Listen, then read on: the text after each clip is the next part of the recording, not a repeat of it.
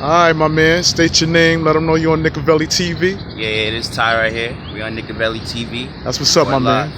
Nick fan? Yes, sir. Okay, finally, man. We got some Nick fans. I always, every now and then, get a Nick hater up here so my viewers can see how silly they look when they go against the grain. You know what I'm saying? I mean, listen, in order to have a complete charge, man, you need a positive and a negative in life, man. No doubt. In order to charge, man. All right? That's my logic to shit. Let's keep it going, man. All right. Now, you said you like the Knicks. How long you been a Knicks fan? Man, shit, since I've been born, man, I'm only 25, so shit, as long as I can remember to know what the hell is going on in basketball, man. Okay, and who's your favorite player that you ever seen play in a Knicks uniform that you like?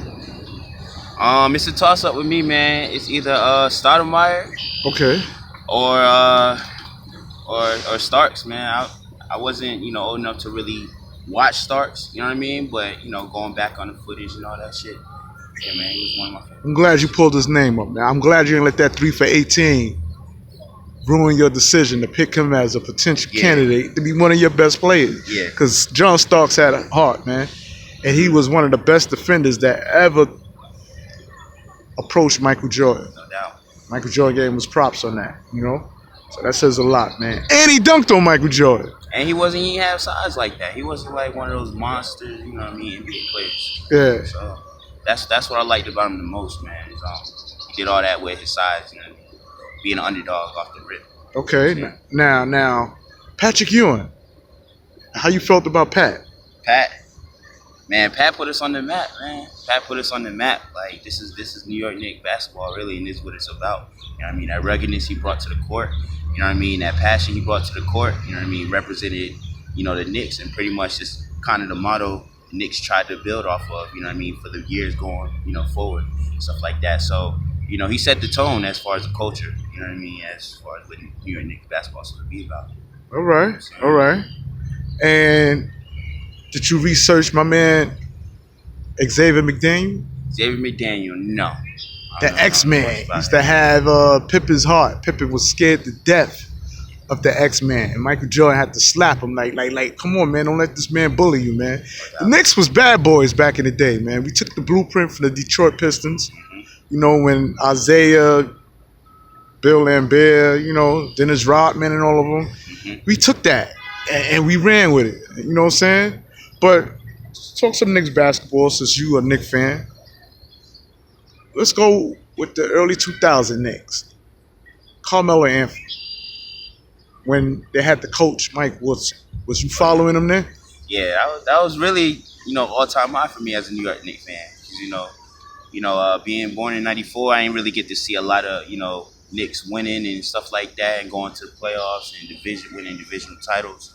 So that was an all-time high for me, man. It was around the time I was in high school and stuff, so I know really what was going on in the basketball game. Do you think Melo was the man that the Knicks should have kept? Because right now he don't have a home concerning basketball. I don't think so, man. I think it got to the time I got to a point where New York was starting to wear Melo out. Yeah, he's from New York, so that might sound a little crazy, but just pretty much just being in that losing spirit, man. That's not what he came to New York for. Well, we haven't been to the playoffs since Melo. Yep. 2012, man, when we had Mike Woodson, man. Yeah, Melo, Stoudemire on him. Look at the camera, bro. I need you to look. Yeah. Now, Carmelo Anthony, Jeremy Lin. How you felt about Jeremy Lin when he played for us, man? He got a ring now with Toronto. Right. But when he was with the Knicks, he was sleeping off his brother's couch. Yeah. He sparked everything, man. I think he sparked everything at the right time. That was around the time Melo was dealing with injuries and stuff like that.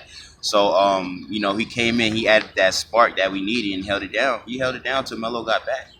I don't think they really learned how to really coexist on the court together. But I'm hearing that Melo was jealous. Some people say he wasn't.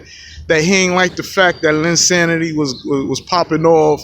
Mm-hmm. He wanted to be the man everybody was talking about. You got that too? I think, yeah. You think it bothered him? I think that had a lot to do with it, man. He was a man before he got hurt and stuff. And then when Linsanity came, that shit exploded, like the city exploded. You know what I'm saying? So Melo coming back from an injury, like, I was a man before this, so let me go ahead and let me go ahead and take my chair back. Let me go ahead and take my king chair back. They had issues, corresponding and stuff like that. To whereas like I don't know if I should have the ball, if I should be taking the shot, or if he should have the ball and he should be taking the shot. To me, really, it should have been Lynn really handling the ball, being the point guard and stuff like that. That would have provided opportunity for Melo, but Melo had to be the man too. So. All right. Now we're gonna move right up. Chris Porzingis. When Chris Porzingis came in the draft, 2015, I believe 4th selection. 2015 draft. I could be mistaken, but I think he came out the 4th. It was like 3rd or 4th. I believe it was the 4th. City of New York booed him. He cried. Kid cried because we picked the Chris Porzingis. Chris Porzingis came. I think the first 10 games, he was 30 points per game? Some shit like that. He was rocking. Going insane, yeah. Going insane. Then he did the snake shit once he got hurt. Dunked on Giannis. Came down holding his ACL. Since then, the man been in a world of trouble. Shit ain't been looking good. He wanted a trade from the New York Knicks once he found out he wasn't going to get the $30 million contract. Extension contract, that is. Do you think the Knicks fucked up? Because now I'm hearing if they would have gave Chris Porzingis that money, that Kevin Durant would have been seen in a Knicks jersey. I'm hearing two things. The Knicks didn't offer Kevin Durant the max deal, right? Mind you, he's on crutches.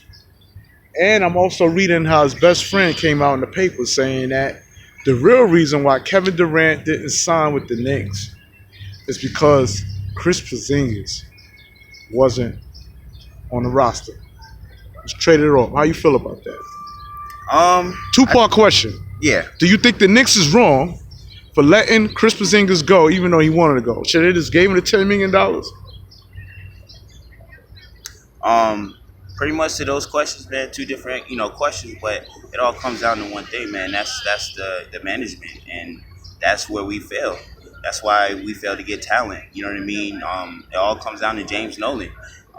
Both with Porzingis and Melo, both was Melo. Porzingis and KD both were situations where the full contract wasn't offered because of injuries, because there was no patience in the management. So, as you heard, they didn't want to offer KD the full contract because of his injury, because of him coming off of his, Achilles injury and stuff like that. It all comes down to the management, man. And, So you blame management as well? I blame James Nolan. You blame James Dolan? James Dolan, all in one. All in one, man. Would you say Kevin Durant's at his peak right now? Or he's where he's at and 1 or 2 years he's going to be downslide? I think he is where he is now. I don't think he started going down yet. No. I don't think he's at his peak yet. You don't think he's at his peak yet? I mean, I think he's at his peak, but I don't think he's coming down the hill yet. You know what I mean? He's still at his peak right now. A lot of that has to do with, a lot of the strain, a lot of the, the pressure being taken off of him, playing in Golden State for, a couple of years and stuff like that. This injury he is battling, is going to take a little while for him to come back and stuff. But I think he's going to be the same. I think he'll be good. I think he'll be good for sure. So you're not one of the ones that's thinking that Kevin Durant's injury prone? Because he's been hurt before. I don't think he's injury prone when it matters. I don't think he's injury prone when it matters. And do you think Golden State will agree with that? Because he got hurt when it mattered. Yeah, but also Golden State with that, what happened with that was, man, it really altogether, man, Golden State's medical staff just really screwed that whole thing up. He shouldn't even came back in the first place. There was a lot of reasons why he came back, a lot of factors. But he should never have been cleared in the first place. He wasn't able to be cleared. They cleared him. They misdiagnosed his injury. They misdiagnosed Andre Iguodala's injury also in the same playoff series. So that came down to the medical staff. I think they was desperate and they lied because they was worried about Kawhi Leonard. They had no answers for that man. Yep. You know what I'm saying? Yeah. They knew he was coming. They knew how he was coming too. So everybody knew it was Achilles injury. They said it was a hamstring and everything. My man was holding right here. That's not your hamstring. But so when it came out after he got hurt again and they saying the Achilles injury, it was like, okay, we knew that. Like everybody already knew that. They just misdiagnosed it, man. He should never have been cleared, despite what he said or anyone else said. All right, now let's talk some. Let's get in depth with these names. My man Mitchell Robinson. Mitchell Robinson, who averages 3 blocks per game. How you think his game gonna be when you got someone coming to the city of New York like R.J. Barrett? Let's talk some shit. I gotta see, man. I watch R.J. Barrett a lot. He played at Duke and stuff like that. I got a lot of family in Durham, North Carolina. So, I've been keeping tabs on him. Can't you see the alley-oop coming from R.J. Barrett to Mitchell Robinson? I can see that. I think, man, just looking at Barrett, man, he ready. I think he's ready, man. He's like, I don't care about the pressure, the New York City and all that stuff. I think he ready. Now, of course, still would have preferred Zion, but RJ's not a bad pick at all. You know what I mean? Now with Robinson, I think he's gonna elevate his game. It'll take a little more pressure off of him. He'll be able to share the floor and everything like that, and it'll elevate his game more than anything else. Having that kind of talent coming out of college and stuff like that. Yeah, and how you feel about Kevin Knox? Kevin Knox, man, he has great potential, man. I like what I saw from him last year. He came off a little slow in the beginning. Slow. He had a great summer league and debut. Then, last year he had a good summer league. He started out a little slow. The most that I liked about him last year is once he did, catch on to the game, he became consistent. He was consistent. You know what I mean? He was that consistent player. And that just showed, a lot of potential for the future and stuff like that. So, and another thing, too, he's a big fucking forward, man. Mm-hmm. He's huge, man. And he's quick for his size. Yeah. To play that position. R.J. Barrett and Kevin Knox together. I like that. And I wasn't even big on Kevin Knox at first. When they drafted him, I wasn't big on him. I believe we should have got his name. Now we got Julius Ingram from the Pelicans.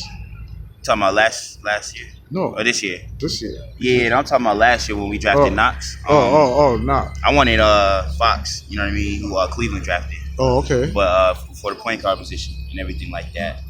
But I like Knox, man. I think that's gonna be a pretty good combination. The best thing about it is they all young. So that's promise for the future. You know what I'm saying? Yeah. And concerning the point guard position, Yeah. That's kind of void. I mean, we see a little something in Dennis Smith Jr. We wasted the draft, some would say. We should have picked him up in the draft when we picked up Frank Ntilikina. We should have had Dennis Smith. That's another year, a whole nother year. It goes back to, management, a whole nother year. Okay, I agree on that part with that. Yeah. So you're not big on Frank either, because he is sensational on defense. Yeah. I'm not too big on Frank, man. I had to tell myself to be big on him because I wanted Dennis Smith Jr. You know what I'm saying? So when we drafted him, I was like, all right, we got him. So let me go ahead and have some hope in him. But his defense is phenomenal. I don't think he's that point guard we need is going to take us over the hump, take us over the edge. So I think that's something we should have definitely addressed also. A little better in this offseason. So you think we should let Dennis Smith Jr. go for a better point guard? I think so. Yeah. When he's doing much better than Frank Ntilikina? I think so, man. I don't think he's a point guard that take us over the hump either, man. To be why not? Honest. What's the downslide you see in Dennis Smith? That's a good question, man. Yeah, you gotta. That's all. I mean, you just can't tell me you don't like the kid game. What you don't like about his game? See, if I ask you what you don't like about Frank Ntilikina's game, you spit it out. Yeah. You feel me? Yeah. Spit it out. He don't go to the paint. Don't drive to the basket. Not really too tough. He's not rugged. It's not the blueprint, not the blueprint that we trying to set, Yeah. Yeah. So that's just another. It's a management thing, man. I think we still should have. Because I was under the impression that before Kyrie was talking about the Knicks, that he was gonna come to New York Knicks too. He was the first person that was talking about coming to New York. Even last year, he was trying to come to New York. So maybe, if we would have had that would have been that point guard, that would have took us over the hump. You know what I'm saying? Someone that could have just took over the team. Now, do you think the point guard position should have been handed to Trey Burke? Think Trey Burke would have been the man who got swept in that fucking trade because of Chris Porzingis? You had to get rid of I didn't like Tim what they really Hardaway, did. Trey I didn't Burke, like that either. and Courtney Lee. I didn't like that either. Courtney Lee, I was okay with. Courtney, he didn't do too much. The years he was in New York. But yeah, I didn't like having to give all that up, and it's just like kind of seems like the New York Knicks is constantly trying to rebuild. But you got to start with a base, and you got to build off of that. You can't just start with a base, and then next year start with a whole new base. You know what I'm saying? That's just kind of position it seems like the New York Knicks are right now.